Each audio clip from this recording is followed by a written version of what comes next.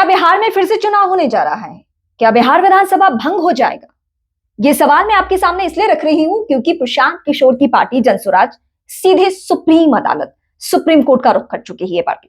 और दावा यह किया गया है कि बिहार चुनाव के दौरान यानी साल 2025 में जो मुफ्त की रेवड़ियां बांटी गई, जो 10,000 की राशि महिलाओं के खाते में डाले गए, वो भी आचार संहिता लागू होने के बाद उसका पूरे चुनाव पर प्रभाव पड़ा, पूरे चुनाव पर असर रहा।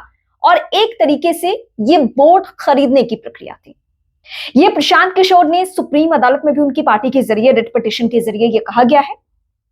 और ये बातें चुनाव परिणाम के बाद या चुनाव के मध्य में भी प्रशांत किशोर ने और उनकी पार्टी के सदस्यों ने बार बार इस पर फोकस किया।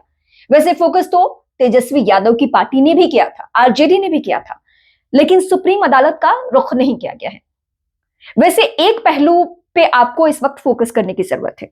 सुप्रीम कोर्ट से बार बार सख्त लहजे में फ्रीबीज को लेकर कमेंट किया गया है, टिप्पणी की गई है, लेकिन चुनाव आयोग के ऊपर इसका कोई असर होता हुआ नहीं दिखता है। आप फ्रीबीज को लेकर जितनी भी याचिकाएं सुप्रीम अदालत में पहुंची हुई है, वहां जितने दफा आप कमेंट्स पढ़ेंगे तो उसमें सुप्रीम कोर्ट की टिप्पणी यही रही है कि राज्यों के राजस्व पर इसका असर पड़ता है। और कई राज्यों में इसका परिणाम हमने देखा भी है, जहां उनका खजाना इस बात से खाली हो गया है कि वो जितनी लोक लुभावन वादे चुनावों के दौरान कर दिया है उन्होंने, उसकी वजह से सरकार की आर्थिक सेहत पर असर है। और यही वजह है कि अब सुप्रीम कोर्ट का जनसुराज पार्टी ने रुख कर लिया है, प्रशांत किशोर की पार्टी ने रुख कर लिया है। हालांकि उन्होंने पहले भी इस बात का जिक्र किया था कि वो इस मुद्दे को छोड़ेंगे नहीं। और ये बहुत हद तक दबी जुबान में सभी लोग मानते हैं कि बिहार चुनाव में की पॉइंट्स रहा, सबसे महत्वपूर्ण पहलू यही रहा 10,000 का फैक्टर, यानी महिलाओं के खाते में सीधे ट्रांसफर करना।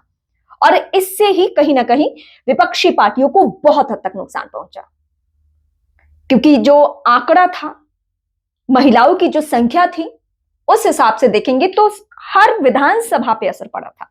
और इसीलिए यह मामला अब सुप्रीम कोर्ट चला गया है। अब सुप्रीम कोर्ट की टिप्पणी क्या होती है? सुप्रीम कोर्ट, हालांकि हाँ, याचिका में एक और महत्वपूर्ण बात है, बिहार विधानसभा चुनाव फिर से कराए जाए, फ्रेश चुनाव हो, री इलेक्शन हो, ये तो फोकस किया ही जा रहा है प्रशांत किशोर की तरफ से।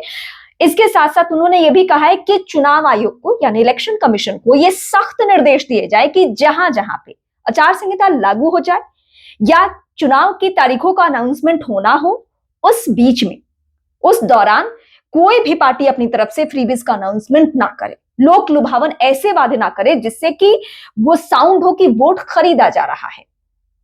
ये प्रशांत किशोर की पार्टी ने रिट पिटीशन में इन बातों पर जोर दिया है।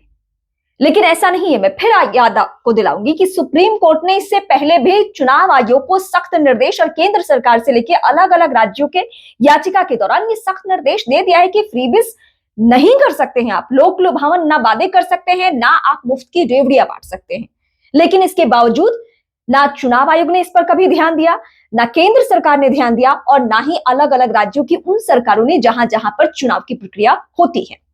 तो अब ऐसे में जब प्रशांत किशोर की पार्टी सुप्रीम अदालत का रुख कर चुकी है, तो आने वाले वक्त में इसको लेकर क्या फैसला आता है, क्या सुप्रीम कोर्ट की तरफ से कमेंट किया जाता है, और क्या बिहार विधानसभा चुनाव वाकई भंग किया जाएगा?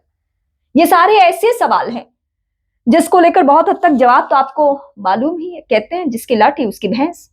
तो आप बहुत हद तक तो उम्मीद कर ही सकते हैं इस मामले में कि क्या होने जा रहा है। लेकिन फिर भी इस मामले को हाई लेवल पे या सुप्रीम अदालत तक लेकर जाने वाली पार्टी फिलहाल प्रशांत किशोर की पार्टी जनसुराज पार्टी है। और अब इंतजार बस कीजिए कि सुप्रीम कोर्ट का क्या इस मामले पर रुख होता है। फिलहाल बिहार विधानसभा चुनाव को लेकर, 10,000 के अमाउंट को लेकर, या आने वाले राज्यों में जहां जहां चुनाव है, क्या इसी पैटर्न पर पार्टी आगे बढ़ेंगी? ये सवाल सबसे अहम है। आप मुझे कमेंट करके जरूर बताएं।